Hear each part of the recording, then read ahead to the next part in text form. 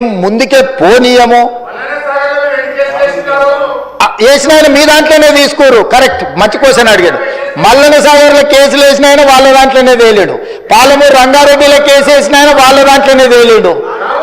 వీరం హర్షవర్ధన్ రెడ్డి కేసు వేసిండు అధ్యక్ష పాలమూరు రంగారెడ్డిలో, ఎంబడే అక్కడనే పక్కన కూర్చున్నాడు అధ్యక్ష. సభ్యుడు ఇక్కడ లేడు, కానీ కేసులు వేసిన వాళ్ళని మొత్తం లిస్టు తీద్దాం. కేసులు వేపించింది వాళ్ళే, కేసులు వేపించింది వాళ్ళే, కేసులు వేపించింది వాళ్ళే, చేర్చుకునేది వాళ్ళే. కేసులు రాష్ట్ర అభివృద్ధిని అడ్డుకునేవాడు కేసులు వేసి అడ్డుకున్న వాళ్ళను మీరు ఎట్లా కండువ కప్పారు అధ్యక్ష? ఎట్లా పార్టీలో చేర్చుకున్నారు? పార్టీలో చేర్చుకున్నారు. బీఫామ్ ఎట్లా ఇచ్చింది అధ్యక్ష? మళ్ళీ ఎలక్షన్లో ఎట్లా ఇచ్చారు అధ్యక్ష? అంటే ఇప్పుడు ఎట్లా మాట్లాడతారంటే 2014 నుంచి ఒకే చట్టం ఉంది కదా అధ్యక్ష. స్పీకర్ పదవి ఉంది, విప్పు పదవి ఉంది, ప్రతిపక్షమే ఉంది. ఆనాడు ఎమ్మెల్యేలు మారితే మీరు మంత్రులు చేశారు, కనీసం మేము అట్లా కూడా చేయలేదు. మారలేదట వాళ్ళు, మేము మారనే లేదు, ముఖ్యమంత్రిని అభివృద్ధిలో కలిసి వచ్చినామంటారు.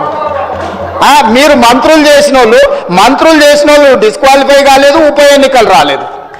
బాజాప్తే గవర్నర్ దగ్గర పోయి మంత్రులే చేసి 5 ఏళ్ళు మంత్రి, 10 ఏళ్ళు, ఒక ఆయన 8.5 ఏళ్ళు, మా అక్క 4.5 ఏళ్ళు మంత్రి చేసింది. ఎన్నడూ ఉప ఎన్నికలు రాలే. కానీ ఇప్పుడు ఉప ఎన్నికలు వస్తే వచ్చే వారమే ఉప ఎన్నికలు అంటారు అధ్యక్ష. ఎట్లా వస్తాయి అధ్యక్ష? చట్టం మారలే, న్యాయం మారలే, స్పీకర్ ఆఫీసు సేమే ఉంది, పాలకపక్షం ప్రతిపక్షం అట్లనే ఉంది, రాజ్యాంగం అసలే మారలేదు. ఇంకెట్లా వస్తాయి అధ్యక్ష ఉప ఎన్నికలు? నాకు అర్థం కాలేదు. ఏ రాజ్యాంగం ప్రకారం వస్తాయి అధ్యక్ష? డాక్టర్ బాబాసాహెబ్ అంబేద్కర్ గారు రచించిన రాజ్యాంగం ప్రకారము గత అనుభవాల దృష్ట్యా ఎప్పుడు కూడా పార్లమెంట్ ప్రాక్టీసెస్ అండ్ ప్రొసీజర్స్ అని ఉంటాయి అధ్యక్ష. చట్టంలో గ్రే ఏరియా ఉన్నప్పుడు గతంలో ఎలాంటి విధి విధానాలను ఆచరించారు, సాంప్రదాయాలు ఎట్లున్నాయని చూస్తారు అధ్యక్ష. 2014 నుంచి 2019, 2019 నుంచి 2023 వరకు ఏ సాంప్రదాయాలను ఈ సభ ఆచరించిందో అచ్చం గదే సాంప్రదాయాలను మనం ఆచరిస్తాం అధ్యక్ష. అంతే కదా అధ్యక్ష? తమరైనా నేనైనా సేమ్ సాంప్రదాయాలనే ఆచరిస్తాం కదా అధ్యక్ష. సో అందుకోసమని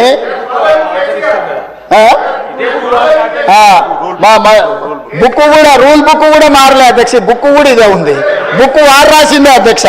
ఆ రోజు కమిటీ వేసి ఈ బుక్ ఎవరెవరు కూర్చొని రాసింది అధ్యక్ష? దీంట్లో పేర్లు కూడా ఉంటాయి అధ్యక్ష. ఉంటుంది, పేరు ఉంటుంది. వాళ్ళు ఈ కమిటీలో ఎవరున్నారో కూడా ఇందులో పేర్లు ఉంటాయి అధ్యక్ష. అందులో మిత్రుడు వివేకానంద వీళ్ళందరూ కూడా సభ్యులే అధ్యక్ష. మేమేం అడుగుతాడో నడుస్తలేను. ఆయన అడుగుల్లో నడుస్తాం, మడుగులో పడతాం. ఆయన అడుగులో నడుస్తామంటే మడుగులో పడతాం, సడుగులు ఇరుగుతాయి అధ్యక్ష. అట్లాంటి వాటి చేయం అధ్యక్ష. సాంప్రదాయాలను పాటిస్తామని అంటున్నాం అధ్యక్ష. ఈ సభ కొన్ని సాంప్రదాయాల ప్రాతిపదికన సభ నడుస్తుంది అధ్యక్ష.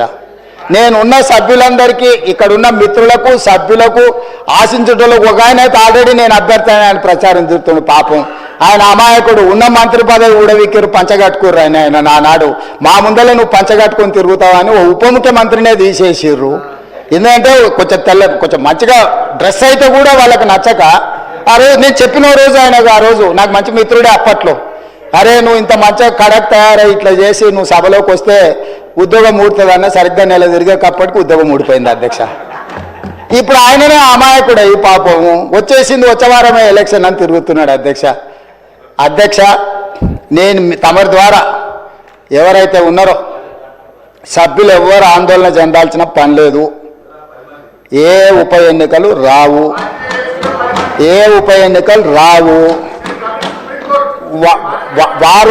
వారి ఉప ఎన్నికలు వారు కోరుకున్నా రావు. ఎందుకంటే ఒకవేళ వారు ఎటొచ్చినా ఏ ఉప ఎన్నికలు రావు.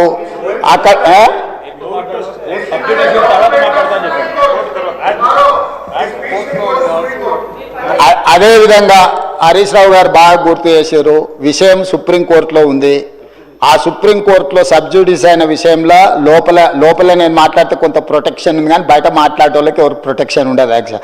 This house is immune for certain laws. ఈ సభలో మనం కొన్ని విషయాలు ప్రస్తావించవచ్చు. సభకు రక్షణ ఉంది తమ నాయకత్వంలో. కానీ సభ బయట ఉప ఎన్నికలు వస్తాయి, అయిపోయింది, వచ్చే వారమే ఎన్నికలు, మళ్ళా వారమే ఎన్నికలు, ఇదంతా ఉత్తదే అధ్యక్ష. అదేంది అంత, అదేంది జరిగేది లేదు, పోయేది లేదు, ఎవరు ఆందోళన చెందాల్సిన పని లేదు. ఎందుకంటే ఉప ఎన్నికల మీద మనం దృష్టి పెట్టాల్సిన అవసరం లేదు. అభివృద్ధి మీద నేను ఎందుకు ఇవన్నీ విషయాలు చెప్తున్నా అధ్యక్ష తమరి ద్వారా అంటే, మా దృష్టి ఎన్నికలు ఉప ఎన్నికల మీద లేదు, మా దృష్టి రాష్ట్ర అభివృద్ధి మీద, రాష్ట్ర సంక్షేమం మీద, రాష్ట్రానికి పెట్టుబడులు తీసుకురావాలని, తద్వారా ఉద్యోగ ఉపాధి అవకాశాలు కల్పించాలని, శాంతి భద్రతలను కాపాడాలని, ఈ రాష్ట్రంలో ఎవరైనా తప్పులు చేస్తే వాళ్ళ పట్ల కఠినంగా వ్యవహరిస్తామని చెప్పడానికి ఈ అన్ని విషయాలు నేను ఇక్కడ ప్రస్తావించిన అధ్యక్ష. అంతకుమించి వేరే